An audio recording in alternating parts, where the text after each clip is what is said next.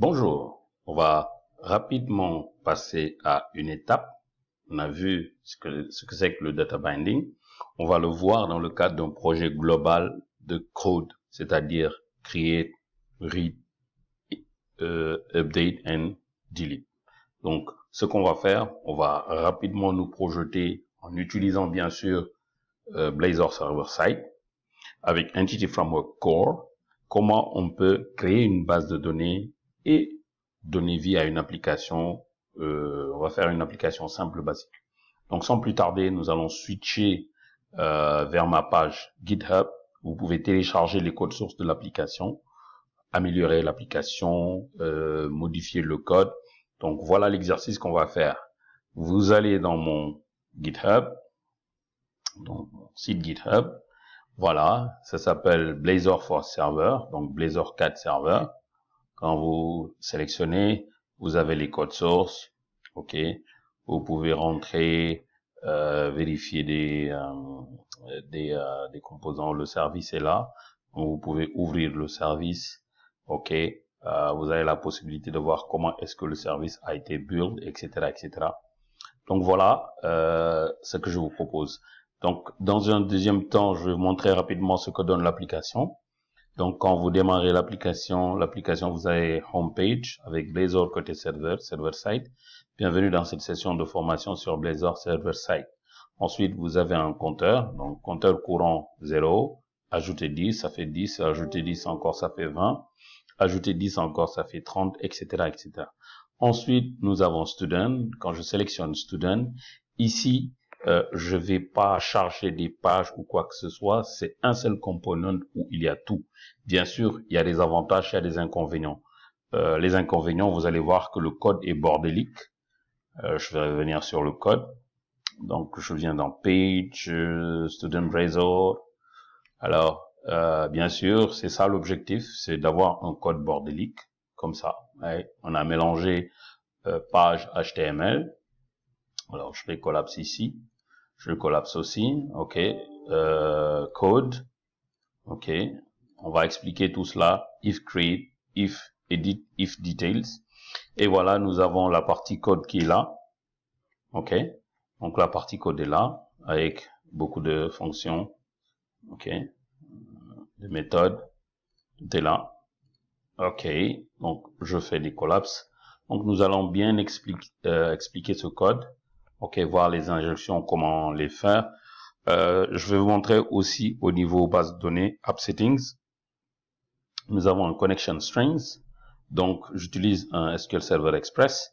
Donc, vous avez la possibilité aussi d'utiliser LocalDB. Ok, donc le serveur c'est /. La base de données, je l'ai appelée DB Blazor 2020, etc., etc.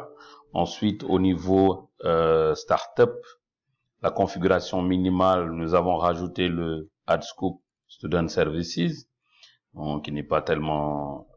Ensuite, vous avez service.add_context, donc le contexte est à rajouter avec référencement au niveau de DB Connection, ok.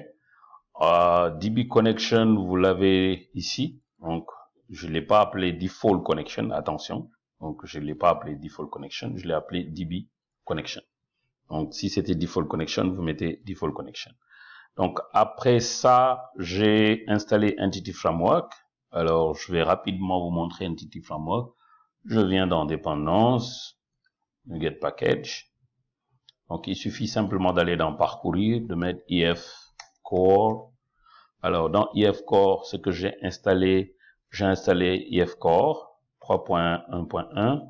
Ensuite, j'ai installé IF Core relationnel, ensuite le IF Core Design, IF Core SQL Server.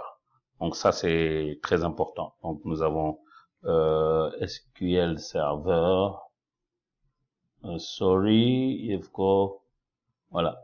Nous avons IF Core qui est là. Donc SQL. Donc dès que je tape SQL, voilà, nous avons IF Core SQL Server qui est déjà installé. Très bien. Après ça, je fais un build et puis je bâtis cette application-là. Donc, dans cette application, tout se fait sur cet écran. Donc, quand je fais create, je mets create. Vous allez voir qu'au même moment que je saisis, il y a des choses qui se passent en bas. Donc, je l'appelle tester MySQL. OK. Et quand je fais focus out, vous allez voir qu'il me génère rapidement l'ID. J'ai pas mis un ID automatique. Et quand je mets enregistrer, il enregistre et il efface tout. OK. Donc, voilà, tester MySQL. Alors, je veux éditer, je l'édite. Voilà tous les détails qui sont là. OK. Ensuite, je veux mettre, ça c'est détail. Je veux mettre edit, je veux modifier des choses test, tester, MySQL, comme du C++. Et je mets save. Vous voyez, le update se fait automatiquement. Et vous avez aussi la possibilité d'aller vérifier la base de données. Est-ce que effectivement ces informations sont stockées dans la base de données? Oui. J'ai aussi, après avoir actualisé, je peux aussi faire un delete et l'information est delete. Donc voilà, tout se fait sur un seul écran. Donc je peux mettre create, donc count, même chose. Donc voilà l'application qu'on va voir en détail dans la prochaine vidéo.